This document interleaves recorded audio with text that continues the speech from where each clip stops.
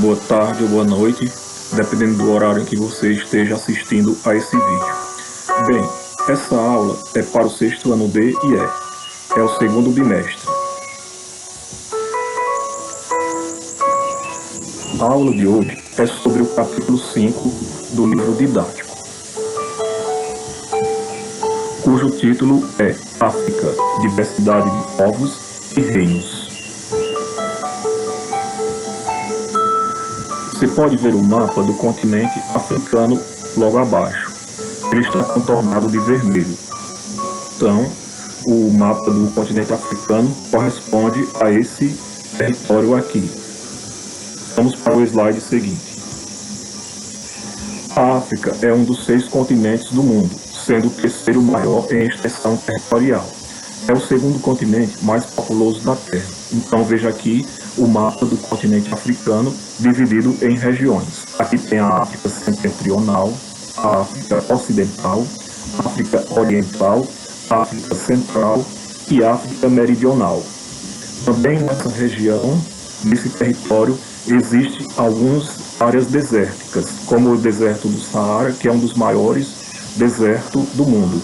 Uma curiosidade que eu gostaria de falar sobre o deserto do Saara é que ele corresponde a uma área territorial maior que a área do Brasil. Vamos para o slide seguinte. Agora, observe também esta outra imagem. Ela mostra várias pessoas aqui reunidas em uma comemoração. Observem as suas vestimentas, as suas expressões corporais.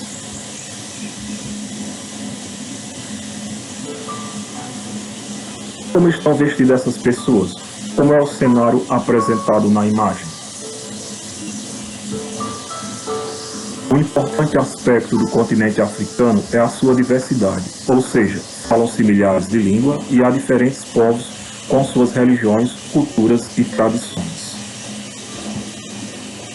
No continente africano não existe uma cultura única, mas a sua grande marca é a diversidade que está presente desde a antiguidade.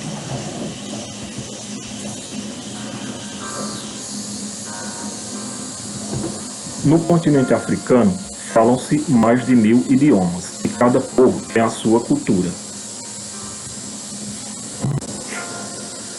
A diversidade dos povos africanos.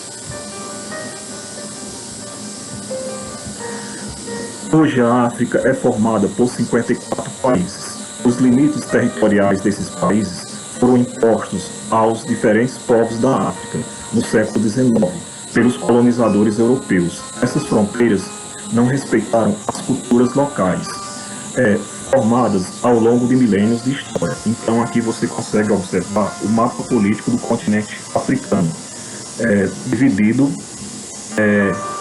por seus limites, seus respectivos limites. Então, essa divisão dos países, elas foi feita pelos colonizadores europeus e, como o texto diz, essa divisão não respeitou as características culturais e éticas e religiosas dos povos. A consequência de tudo isso é que as guerras que foram se surgindo entre essas nações. Slide seguinte.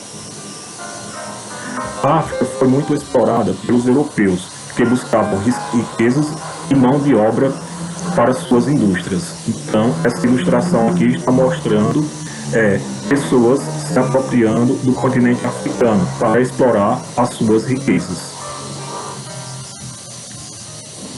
Alguns reinos africanos antigos. Então, passaremos a ver a partir de agora alguns reinos importantes que se desenvolveram no continente africano.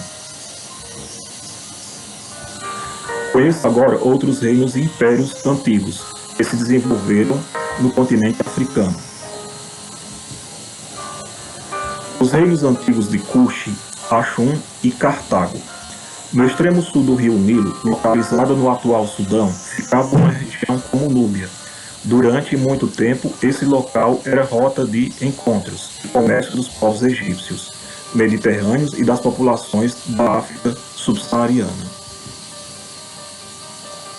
O rio Nilo atravessa metade do Sudão e corta o Egito de sul a norte, até desaguar no mar Mediterrâneo. Então aqui você consegue ver toda a extensão do rio Nilo, atravessando o Egito e o Sudão. Então esse rio ele foi muito importante para o desenvolvimento de reinos e cidades que foram se desenvolvendo nas margens desse rio. Ele deságua suas águas no mar Mediterrâneo.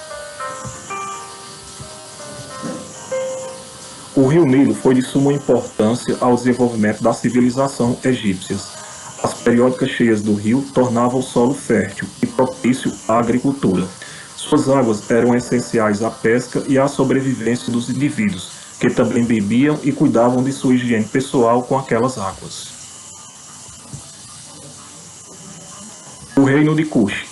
Depois do século XX a.C., teve início a formação do Reino de Cush, que tinha sua economia baseada na pecuária e na agricultura.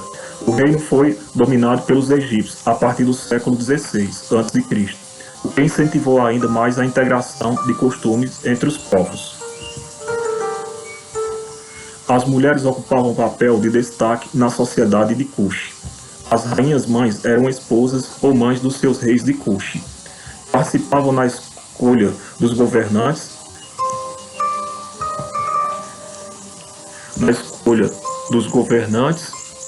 e os ajudavam nas decisões políticas. Eram chamadas de candances. No reino de Cush, a sociedade era marcada pelo matriarcado, ou seja, a mulher exercia autoridade sobre o grupo social.